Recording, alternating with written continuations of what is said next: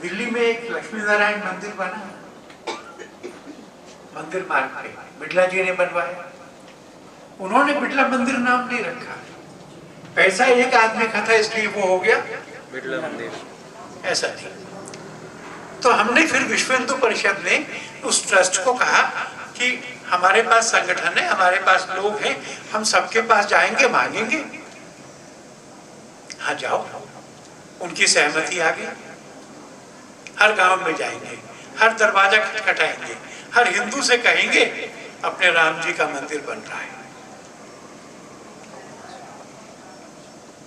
Coupon से लेंगे, बड़ी राशि होगी तो चेक से लेंगे, एक एक पैसे का हिसाब रखेंगे। मुझे कहा कि तुम उसके संयोजक हो जाओ, मैंने कहा ठीक है। काम तो राम जी कर रहे थे, अपन क्या कर रहे थे? कैसे कैसे अनुभव हुए भाइयों। बंबई में एक बस्ती है, वेश्याओं की बस्ती है। वेश्याएं आ गई, राम जी के लिए हमारे पास आई, आएंगे तो एक बड़े संत से कहा आप चलिए वेश्याओं के मोहल्ले में।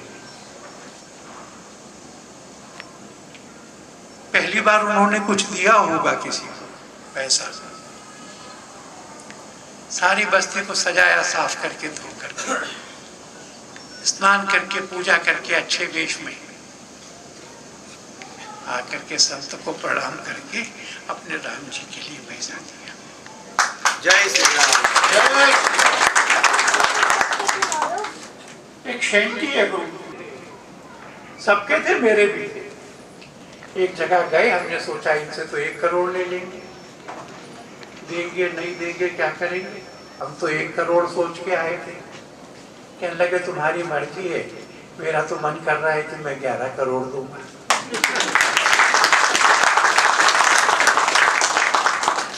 ऐसा हो गया कि सब तरफ से पैसा आने लगा, समाज का सारा आनंद उस पैसे में से व्यक्त होता है। मैं तो बचपन से सामाजिक कार्य करता, मांगना मेरा स्वभाव है। मैं आपसे एक बात कहना चाहता हूं, ये एक मंदिर बनाने की बात केवल नहीं है। 5 अक्टूबर को प्रधानमंत्री की उपस्थिति में सरसंघ चालक जी ने कहा कि जैसे जैसे वहां मंदिर बनेगा, हम सबके हृदय में भी राम जी का एक मंदिर बनना चाहिए। और मैंने सोचा कि इसका मतलब क्या है। आजकल मैं घूमता हूं सब जगह, तो एक बड़ा असंतोष दिखता है। हमारे अनुसूचित समाज में असंतोष दिखता है, भीम और मीम के नारे सुनने को मिलते। हम हिंदू है, हम हिंदू नहीं है, इस पे डिबेट होता है। तो जब यहां मंदिर बनेगा तो क्या होगा? तो विनय पत्रिका में बड़ा सुंदर वर्णन है। ये राम जी भगवान के अवतार से देह लेके आए थे, तो एक भगवान का साकार सगुण रूप है जो राम जी का था, एक भगवान का निराकार निर्गुण रूप भी है। देवता नित्य साधना करते हैं निराकार निर्गुण रूप की, ऐसा तुलसीदास जी ने लिखा। और बहुत साधना करके भी निराकार निर्गुण रूप में राम जी को नहीं पा सकते। ऐसे राम जी जिनको देवता भी तपस्या करके प्राप्त नहीं कर सकते, जब केवट पास में आया तो क्या हुआ? तो राम जी खड़े हो गए, केवट के सम्मान में राजा राम खड़े हो गए और दोनों भुजाएं बुला करके और कहा आओ गले लगते। जय श्री राम। जय श्री राम। मानस में पढ़ना है जाके, क्या कहा है केवट ने? केवट ने कहा है मैं तो छोटी जाति का हूं, छोटी जाति का। राम जी ने कहा है मैं जाति में छोटा बड़ा नहीं मानता, मैं तो प्रेम का रिश्ता मानता। मानस में लिखा है भक्ति का, विनय पत्रिका में लिखा प्रेम का रिश्ता पाता हूँ। और आगे बढ़ के उसको गले लगा करके, और जब गले लगाया तो दोनों की आंखों से पानी बहने लगा, दोनों के शरीर प्रेम से शिथिल हो गए। 14 साल जंगल में रहना, नंगे पैर रहना, तापस वेश में रहना, भ्रमण में रहना, ऐसे समाज के सब लोगों के पास में जो आर्थिक या शैक्षणिक रूप से किसी भी तरह से पिछड़ गए हैं, एक जंगली जीवन व्यतीत कर रहे हैं, उनके पास जाकर उनको गले लगा।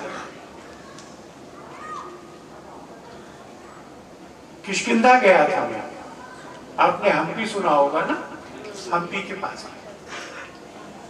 तो थोड़ा जंगल में चलो, एक नदी को नदी में से पार करो, थोड़ा चढ़ो, एक अंदर इतनी बड़ी गुफा है, इतना आपका हॉल है, अंधेरा है, बीच में अग्नि जल रही है।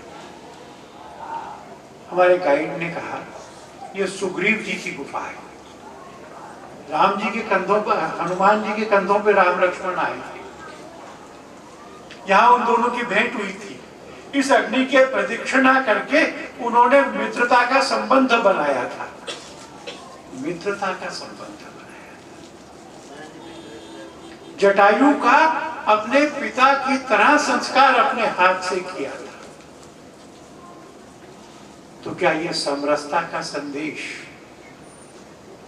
राम जी का मंदिर यहाँ बनने का मतलब है कि हम सबके हृदय में, सबके शरीर में विराजमान राम जी के दर्शन करना सीखें। हम सब हिंदू, हम सब समान हैं, एक ही भारत माँ के पुत्र हैं, एक ही ईश्वर की संतान है। हम सबका शरीर उसी मिट्टी से बना है, एक ही मिट्टी से। हम सबके अंदर बसने वाली आत्मा भी एक ही है। और इसलिए हम सब ने देश भर में यह अभियान चलाया है कि हिंदू छोटा बड़ा नहीं मानेगा, छूत अछूत का तो सवाल ही नहीं उठता है। एक समरस समाज बनाएंगे, एक ज्ञानवान समाज बनाएंगे। समाज की कितनी सारी समस्याओं के बारे में सोचना पड़ेगा। जिस समय जा रहे थे सीता स्वयंवर देखने के लिए, रास्ते में एक आश्रम था, आश्रम में कोई रहता नहीं था, आश्रम उजड़ा हुआ सा लगता था, छोड़ा हुआ सा लगता था। उसके अंदर अपमान से, उपेक्षा से पत्थर जैसी हो गई अहिल्या विराजमान थी। राम जी वहां गए स्वयं। अयोध्या, अहिल्या का दोष क्या है? अहिल्या का कोई दोष नहीं। इंद्र ने छल किया था, इंद्र ताकतवर है, तुमने इंद्र का कुछ नहीं बिगाड़ा, अहिल्या को उपेक्षित कर दिया। राम जी ने उनके पास जाकर के उसको मां कह करके उसकी गरिमा को पुनर्स्थापित कर दिया। शबरी के आश्रम में गए, शबरी ने भी कहा मेरी जाति छोटी है और मैं तो महिला हूं। राम जी ने कहा हे मां, हे भामिनी, तेरे बेर बहुत मीठे। महिलाओं की गरिमा होना, सम्मान होना, समाज जीवन में उनको बराबर का स्थान मिलना। आज मेरे पास में पत्रकार आए थे, भारत के अंदर किसी एक छात्रावास में ये नियम बन गया है कि यहाँ से कोई भी लड़की निकलेगी तो बुर्खा पहन के निकलेगी। कौन से जमाने में ले जा रहे हो भाई? तो महिलाओं की गरिमा और बराबरी, उनकी प्रगति, क्या ऐसे राम दरबार की कल्पना कर सकते हो जिसमें सीता जी सिंहासन पे नहीं? तो जिस भारत की हम कल्पना करते हैं, जिस राम राज की कल्पना करते हैं, उसका ये दूसरा बिंदु है।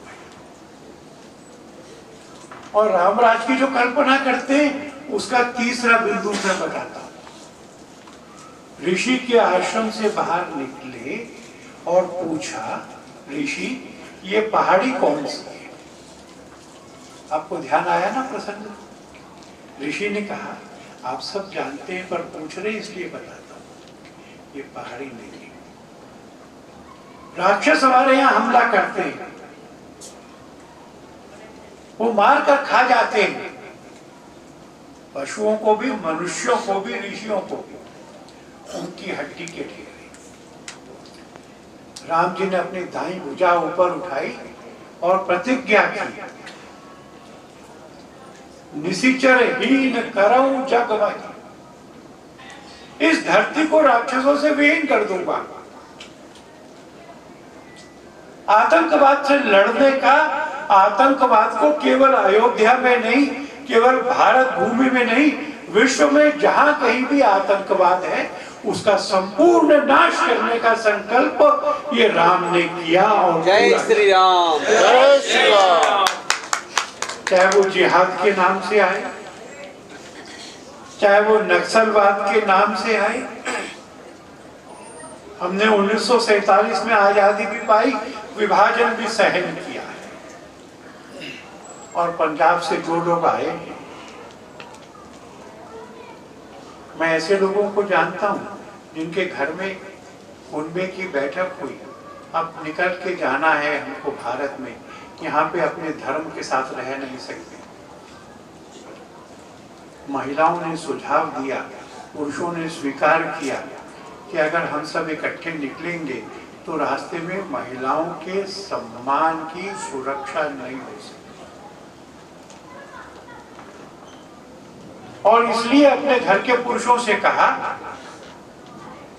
हम ऊपर के लोक में मिलेंगे, हम मृत्यु को नहीं मानते, हम अमर हिंदू हैं, पर हमारा सतीत्व, हमारा पावित्र, ये हमारा भूषण है, हमको मारिए, प्राण हमारे लीजिए, निश्चिंत होकर जाइए, मैं ऊपर प्रतीक्षा करूंगी।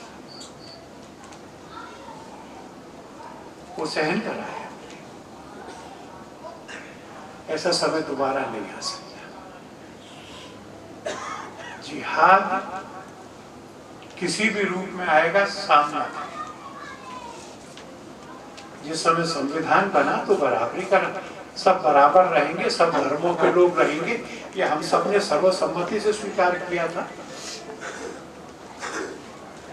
और उसमें हमें आज भी आपत्ति नहीं है इकट्ठे मिलकर रहने में, पर इसका मतलब आक्रमण नहीं हो सकता, इसका मतलब हमला नहीं हो सकता, इसका मतलब आतंकवादी कार्रवाई नहीं हो सकती, इसका मतलब लव जिहाद नहीं हो